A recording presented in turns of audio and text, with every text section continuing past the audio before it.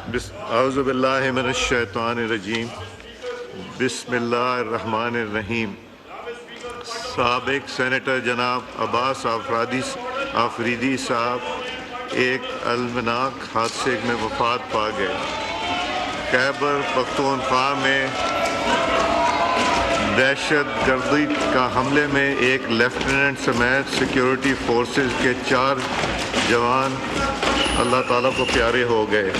علی محمد صاحب کے حلقے میں مردان میں گھر کے 6 افراد اور ایک لیفٹیننٹ۔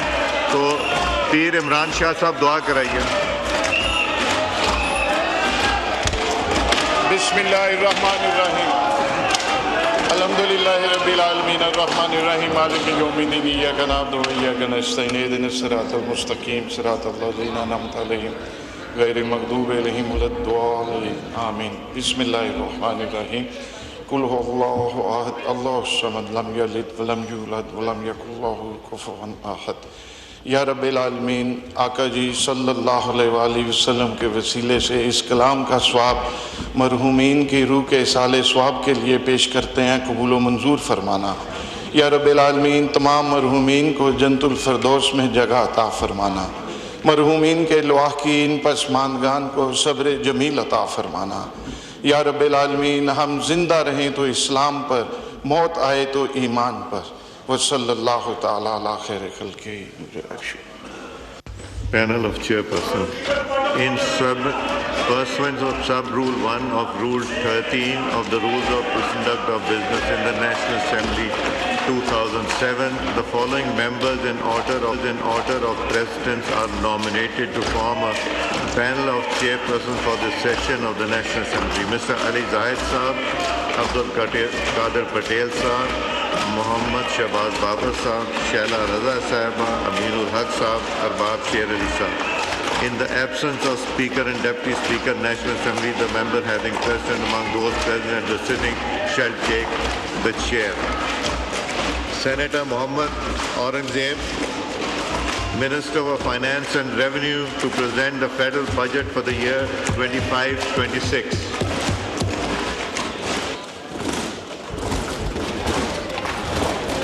بسم اللہ الرحمن الرحیم۔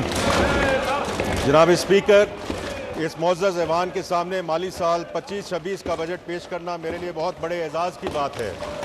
اس مخلوط حکومت کا دوسرا بجٹ ہے اور میں وزیر اعظم میاں محمد شہباز شریف صاحب کی قیادت میں اتحادی حکومت میں شامل سیاسی جماعتوں کی قیادت، خصوصاً میاں محمد نواز شریف صاحب، بلاول بھٹو زرداری صاحب، خالد مقبول صدیقی صاحب، چودھری شجاعت حسین صاحب، عبدالعلیم خان صاحب اور جناب خالد حسین مکسی صاحب کا رہنمائی کے لیے دل کی عطا گہرائیوں سے شکریہ ادا کرتا ہوں۔ جناب اسپیکر، یہ بجٹ ایک نہایت اہم اور تاریخی موقع پر پیش کیا جا رہا ہے، جب قوم نے حالیہ دنوں میں غیر معمولی اتحاد، عزم اور ہمت کا عملی مظاہرہ کیا ہے۔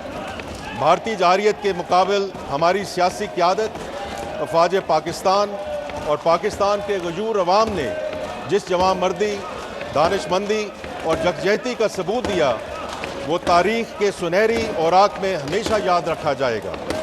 یہ کامیابی ایک شاندار عسکری کامیابی کے علاوہ پوری قوم کے اجتماعی شعور، قومی وقار اور غیرت کا مظہر تھی۔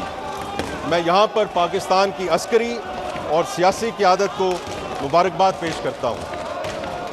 ہماری افواج نے اپنی پیشہ ورانہ مہارت، شجاعت اور جذبہ قربانی سے دشمن کو مؤثر اور بھرپور جواب دیا، جس سے نہ صرف ہماری سرحدوں کا دفاع ناقابل تسخیر بنا، بلکہ عالمی برادری میں پاکستان کا وقار بھی بلند ہوا۔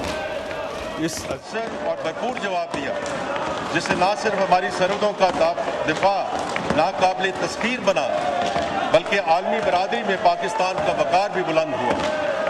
اس عظیم کامیابی نے یہ پیغام دیا کہ پاکستانی قوم ہر آزمائش میں متحد ہے اور مادر وطن کے دفاع کے لیے سیسا پلائی دیوار بن جاتی ہے۔ اسی قومی عزم اور یکجہتی کو بروئے کار لاتے ہوئے اب ہماری توجہ معاشی استحکام، ترقی اور خوشحالی کے حصول کی جانب مرکوز ہے۔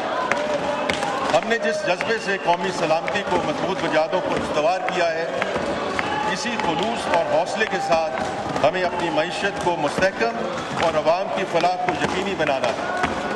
ہم نے پچھلے لگ بھگ سوا ایک سال کے دوران قومی اتحاد اور عزم کے جذبے کے ساتھ معاشی بحالی، اصلاحات اور ترقی کا سفر کامیابی سے طے کیا ہے، اور معاشی اصلاحات، مالیاتی نظم و ضبط اور ترقیاتی منصوبہ بندی کو یکجا کرتے ہوئے نہ صرف معیشت کو استحکام بخشا ہے بلکہ مستقبل کی بنیادیں بھی مضبوط کی۔ جناب اسپیکر، ہماری ترجیح ایک ایسی معیشت کی تشکیل ہے جو ہر طبقے کو ترقی کے ثمرات دے اور ماحولیات و وسائل کے تحفظ کو یقینی بناتے ہوئے دیر پا ترقی کا راستہ ہموار کرے۔ یہی ویژن ہمیں آگے بڑھاتا ہے، ایک ایسے پاکستان کی طرف جہاں ترقی ہر فرد کی دہلیز تک پہنچے اور قوم بحیثیت مجموعی خوشحال ہو۔ راہ پہ قائم، خوشحالی دائم، یہی ہمارا حزم، ہماری حکمت علمی اور ہمارا نعرہ ہے۔ جناب اسپیکر، ہم نے گزشتہ سال معیشت کی بہتری کے لیے کئی اہم اقدامات کیے، جن کے نتیجے میں مالی نظم و ضبط میں نمایاں بہتری آئی اور ہمیں کئی کامیابیاں حاصل ہوئیں۔ جن میں سے کچھ کا ذکر کرنا چاہوں گا۔ ان میں جی ڈی پی کے 2.4% کے برابر پرائمری سرپلس کا حصول، افراط زر میں نمایاں کمی 4.7%۔ یاد رہے کہ صرف 2 سال پہلے افراط زر کی شرح 29.2% تک پہنچ چکی تھی۔ پچھلے سال کے 1.7 ارب ڈالر خسارے کے مقابلے میں اس سال سرپلس کرنٹ اکاؤنٹ 1.5 ارب ڈالر متوقع۔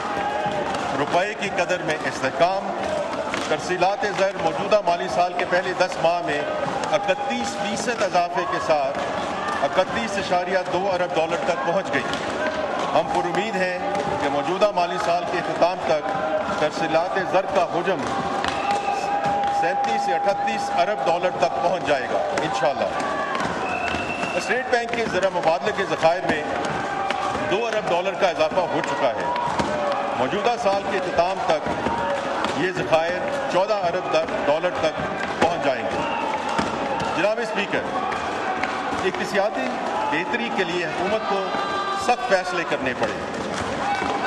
پاکستان کے غیور عوام نے بھی متعدد قربانیاں دی جن کے مثبت نتائج سامنے آئے۔ ہماری میکرو اکنامک اسٹیبلائزیشن پروگرام کی کامیابی کو